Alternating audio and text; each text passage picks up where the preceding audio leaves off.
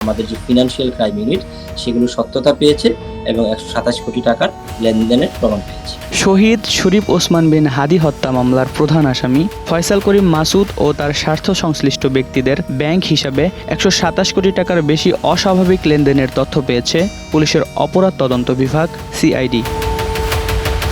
রবিবার এক সংবাদ বিজ্ঞপ্তিতে এ তথ্য জানায় সিআইডি। সংস্থাটি বলছে, প্রাথমিকভাবে পাওয়া এসব তথ্যের ভিত্তিতে ফয়সাল করিমের বিরুদ্ধে অর্থ পাচার সংক্রান্ত পৃথক অনুসন্ধান কার্যক্রম শুরু করা হয়েছে।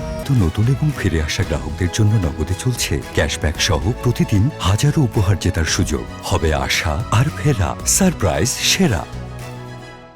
সিআইডি জানায়, বিভিন্ন আইন শৃঙ্খলা রক্ষাকারী বাহিনী ও গোয়েন্দা সংস্থা থেকে পাওয়া তথ্য পর্যালোচনা ও বিশ্লেষণ করে এই অস্বাভাবিক লেনদেন শনাক্ত করা হয়েছে। এসব লেনদেন মানি লন্ডারিং, সংঘবদ্ধ অপরাধ কিংবা সন্ত্রাসী কার্যক্রমে অর্থায়নের সঙ্গে সম্পৃক্ত হতে পারে এমন সন্দেহ থেকেই অনুসন্ধান শুরু হয়েছে।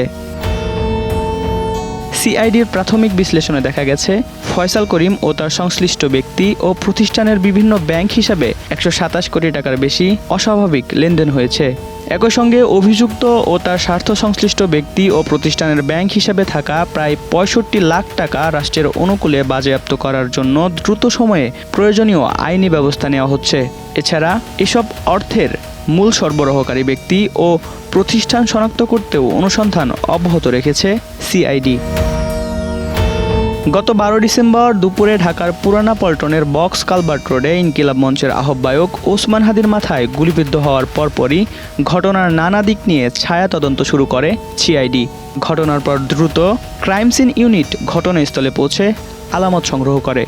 সিসিটিভি ফুটেজ সংগ্রহ, ঘটনাস্থল থেকে ঘাতকের ব্যবহৃত গুলির খোসা উদ্ধার এবং পরবর্তী সময়ে পাওয়া বিভিন্ন আলামত ফরেনসিক পরীক্ষার মাধ্যমে বিশ্লেষণ করা হচ্ছে।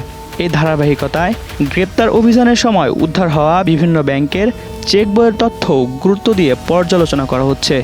এতে দেখা যায়, অভিযুক্ত ও তার স্বার্থ সংশ্লিষ্ট ব্যক্তি ও প্রতিষ্ঠানের একাধিক চেক বইয়ে বিভিন্ন অঙ্কের অর্থ উল্লেখ রয়েছে।